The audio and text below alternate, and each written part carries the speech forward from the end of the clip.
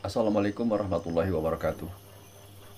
Setelah bosan berbincang ngalor ngidul tentang kenang-kenangan waktu itu, Hendro menjadi prihatin atas keberadaan teman akrabnya ini.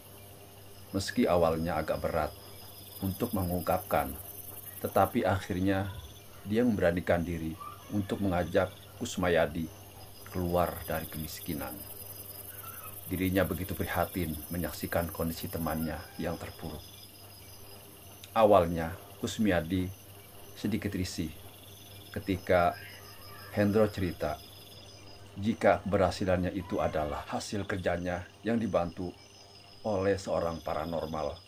Dikatakan Hendro bahwa keberhasilannya itu hanya bermodalkan mencari seorang gadis perawan, tetapi yang sudah hamil di luar nikah.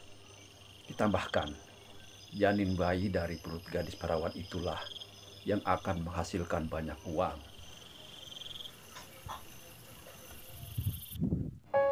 Dan Kusmiadi hanya cukup memberi sumbangan tali kasih pada gadis itu dengan nilai nominal sepadan yaitu 5 juta rupiah. Mendengar nilai yang disebutkan, Kusmayadi sampai tersentak, batinnya berkutat. Jangankan uang jutaan, buat makan sehari-hari aja sulitnya minta ampun. Ya, kamu jangan melihat dari berapa besar uang yang akan kamu keluarkan, tetapi kamu harus lihat hasilnya nanti. Uang miliaran bakal kamu terima, tegas Hendro memberi penjelasan ketika Kusmayadi kebingungan. Mendapat tawaran demikian, Kusmayadi tak langsung memberikan jawaban.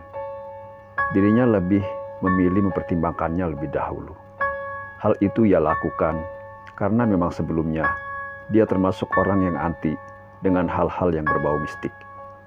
Soal uang, pikirnya bisa aja dia minjem pada seseorang atau pada Hendro. Toh sebelum dia sukses, dia juga pernah membantunya. Setelah berpikir keras, akhirnya Kusmayadi memutuskan untuk membicarakannya terlebih dahulu dengan Sophia, istrinya.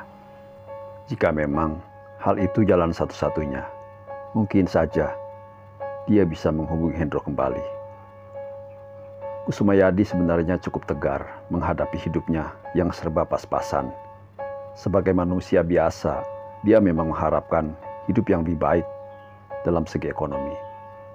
Namun dia masih bisa berpikiran sehat dengan tidak melakukan cara-cara konyol dan sesat.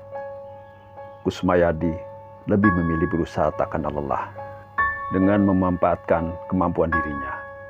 Jika akhirnya dia menjadi pelaku pesugihan, itu lebih dikarenakan Sophia yang tak siap mental menghadapi keadaan tersebut. Tetapi sesungguhnya Sophia adalah wanita berhati baik.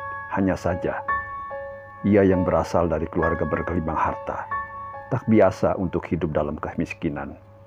Apalagi dia sendiri yang dulu ngotot memilih Sophia menjadi istrinya, meski ditentang mati-matian oleh orang tua dan saudara-saudaranya. Makin hari kondisi mental Sophia kian parah, meski tak pernah berani marah kepada Kusmayadi. Namun, hampir setiap hari ia mengeluhkan kondisi hidup mereka. Kusmayadi sendiri sebenarnya cukup bisa memaklumi sikapnya. Dalam hati kecilnya, dia juga ingin membahagiakan dari sisi materi. Tapi, apa mau dikata, kondisi mental istrinya benar-benar parah.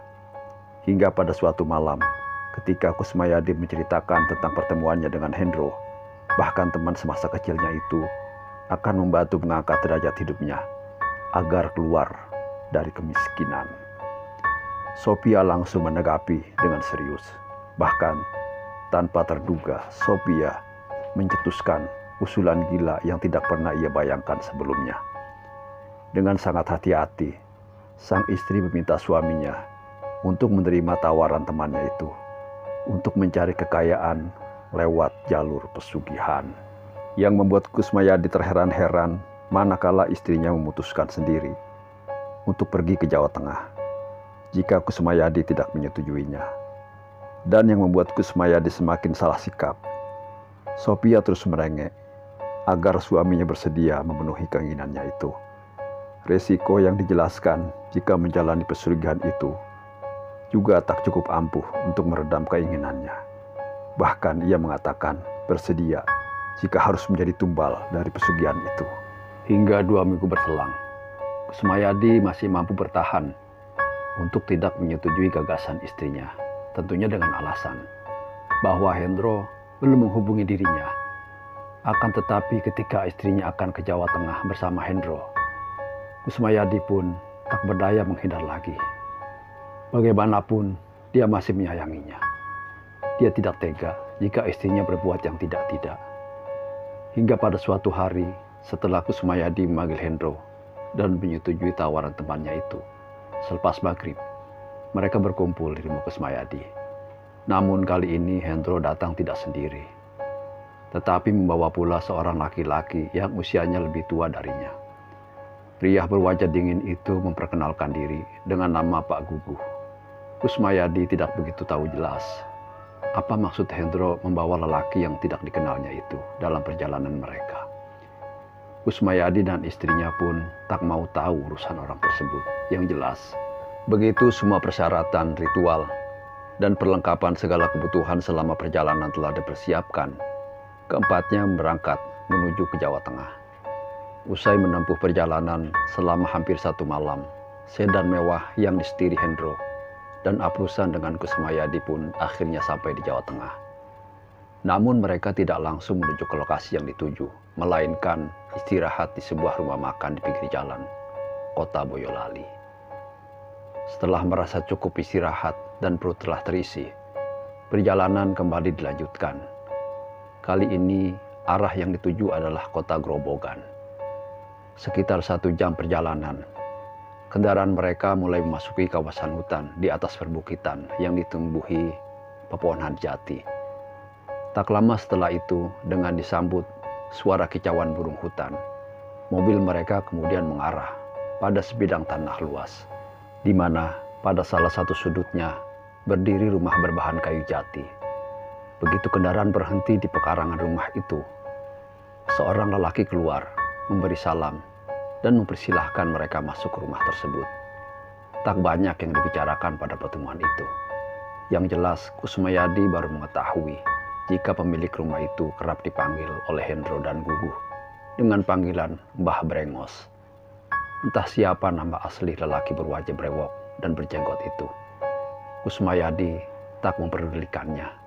Dia hanya ingin semuanya segera dilakukan, karena sudah merasa kelelahan sekali. Masuk ke ruangan khusus, ternyata telah hadir seorang pemuda tanggung dan seorang gadis berusia belasan tahun.